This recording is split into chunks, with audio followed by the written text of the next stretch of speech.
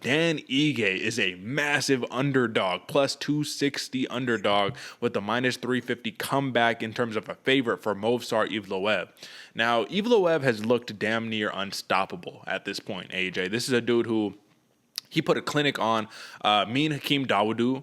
He has a split decision winning on Nick Lentz. He decisioned Mike Grundy. So they basically gave him a couple different options. They said, you want to fight a striker? Let's see what you can do against him. Ragdolls him. You want to fight a wrestler who can wrestle with the best of them? What does he do? Ragdolls him. Even though he doesn't do the wrestling approach, like against Mike Grundy, for an example. He couldn't wrestle Mike Grundy because Mike Grundy's trying to wrestle you, right? So he had to use his stand-up to get the win. And he did it convincingly, right? The difference between Movsar Evloev and a lot of these other Russians or a lot of these other just talented grapplers is that Movsar Evloev's motor is one of those things that is just like unstoppable. You know what I mean? Like he has a nonstop motor. You take him down, he's doing whatever he can to get back up to his feet, and it feels like he doesn't get tired. But for Dan Ige, this is a dude who we saw knock out Gavin Tucker with one shot. You know what I mean? Just boom, done. But then we see him kind of get wrestle-fucked against Korean Zombie, and then in his last outing against Josh Emmett, very competitive back-and-forth matchup, but he lost the unanimous decision. Now, how does the confidence of Dan Ige, who has lost back-to-back fights for the first time in his career, how has do you think his confidence is going to affect his performance against this undefeated Russian dangerous man that nobody wants to fight?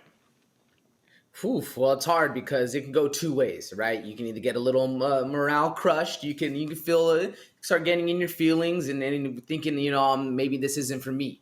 Or what I think Danny is going to do, he's going to bite down that mouthpiece and realize who the dog is, reach down and grab a pair and actually say, hey, I'm here to fight. This is what's going down, because he's very willing for a war. He's down to step in that pocket and prove who's the big dog in there. And that's why I like Dan Ige, man. 50K Ige is nothing to trifle with. Now, Movsar Evloev is a different kind of animal, man. You're talking about a motor. We're talking about a gas tank right here. Evloev has a lot of things to get done. This is a very fun fight for me right here. But my biggest thing is how I want to phrase this. Is there too much pressure on Dan Ige right now? Because I feel like all the pressure's on him to win this fight. He's on that 2-fight losing streak. He might get cut. I still think he's one of those fighters that probably won't get cut. He's done a lot for the UFC. But you're facing a new dude, the up-and-comer, the one that probably after him is going to be the same kind of style of fight that everyone else is going to be fighting. Do you feel the same kind of thing I'm seeing, Derek? Do you feel like there's more pressure on the undefeated fighter to keep his up? What do you think? I think there's always going to be pressure on the undefeated fighter because at the end of the day, you have the thing that nobody else has. You have that undefeated record. I mean, look at Dan Ige's hit list in his last 5. Edson Barbosa, Calvin Kattar, Gavin Tucker, Korean Zombie, Josh Emmett. I mean, you're fighting the top of the top, brother. Movsar Evloev is arguably on the bottom of that list in terms of name value, in terms of, you know what I mean?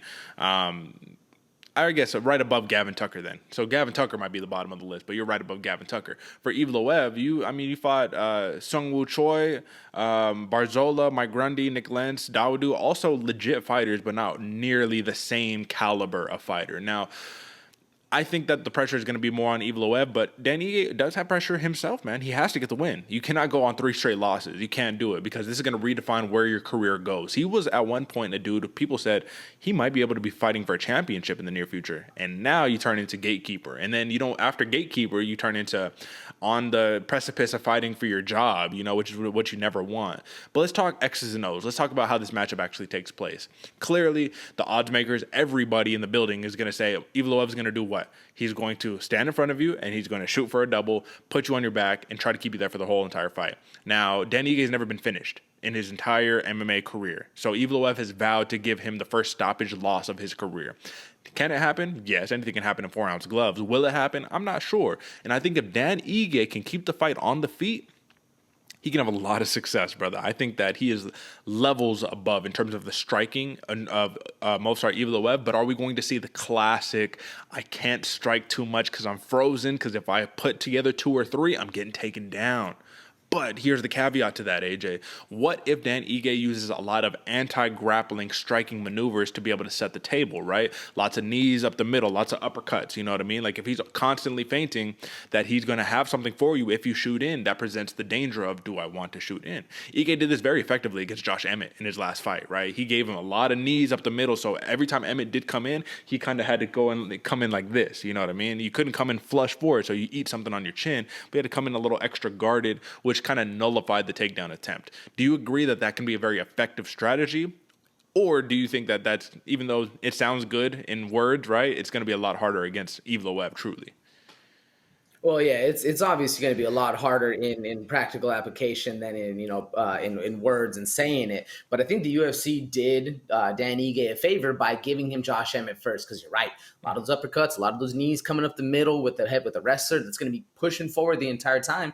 Now he has another step up against that in Evloev. The setups there, man. What I like about Dan Ige, he always has the power to finish a fight, but he also has the mind and the fight IQ to be able to see those kind of things, to be able to work those combos, those 1-2, dip back out, get that space, and then when they're shooting in, you hit them up with a knee, hit them up with an uppercut. Find that motion where you're not overextending, because that's the biggest thing. You can't overextend right here, get caught reaching on something, the next thing you know, the dude's on your hips. You got to actually keep that gauge, that range, keep it going, so that way when he is coming in, you're hitting him with something he's not seeing. Now, like we just said, easier said than done. Very, very hard to do in practical application, especially with a dog like Evloev. But that's going to be the way, man. And I think if Dan Ige can keep this on the feet, it's going to bode very, very well for him. Now, same thing for Evloev, though. If he can keep this on his feet and have a striking battle, I think he's going to win a lot of fans. That might be more, especially since he's saying that he's going to give Ige his first loss or his first stoppage.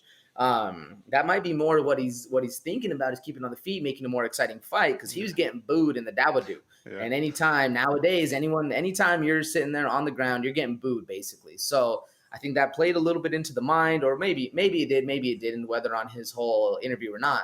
But do you think that played into it? You think we're going to see a stand-up fight, or is Evloev just going right back to his old ways? I think Evloev wants to take Dan Ige's number 10 more than he wants cheers from the crowd. You know what I mean? And I think he's going to say, this is what got me to 15-0. I'm going to keep doing it until somebody's able to stop me.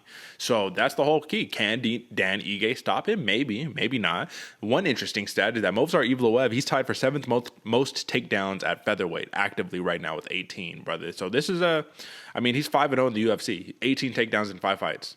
Pretty damn impressive, right? This is the other thing that I thought was a little interesting about Movsar Evloev. So this is a dude who 7 of his 15 wins are via finish. However, once he got to the UFC, all 5 of his victories have been via decision. Does that mean anything to you? I mean, it's the weirdest thing, because I feel like, and we'll talk about this a little later with another fighter, but I feel like sometimes in those other countries, you're not necessarily fighting the cream of the crop. It's a little more the boxing style, not to diss on boxing or even other countries, man, setting things up. You're not always faced with the cream of the crop, but sometimes it feels like a little bit more is being fed to other fighters, where once they step into the UFC, you're seeing decisions where these dudes were first round killers going on. So it plays a little bit to me. It doesn't really bode well, but it does play into the fact that, man, these fighters are something different when you're being trained, since 12 years old to do kickboxing, wrestling, jiu-jitsu, everything, fighting against fighters who back in their homeland were only fighting Sambo, or only fighting Muay Thai, or only fighting whatever. Now you're fighting a whole different breed of fighter. I think it speaks a lot. It speaks volumes to me, at least. What about for you?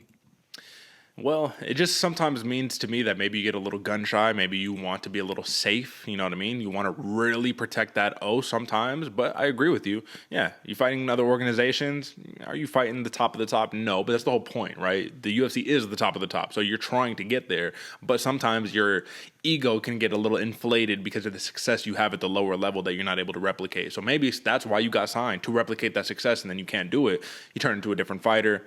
Either way, a win is a win is a win, and Evloev knows how to win. So we will see what happens there. Let's talk props, brother. For Movsar Evloev to get a decision victory in this fight, he's one of the only few. There's going to be one more fighter on the docket who has minus odds to get the decision, minus 155 for Evloev to win a decision, which most people are basically taking that route. However, he did say that he wants to stop Dan Ige. So for a TKO victory, plus 600, and for a submission victory, we're looking at plus 725, I believe. Let me see. Just to make sure I'm clear. Minus 155. Okay, sorry. Minus 155. Here, this is the clean docket right here. Minus 155 for the decision. TKO is plus 525. Submission plus 700.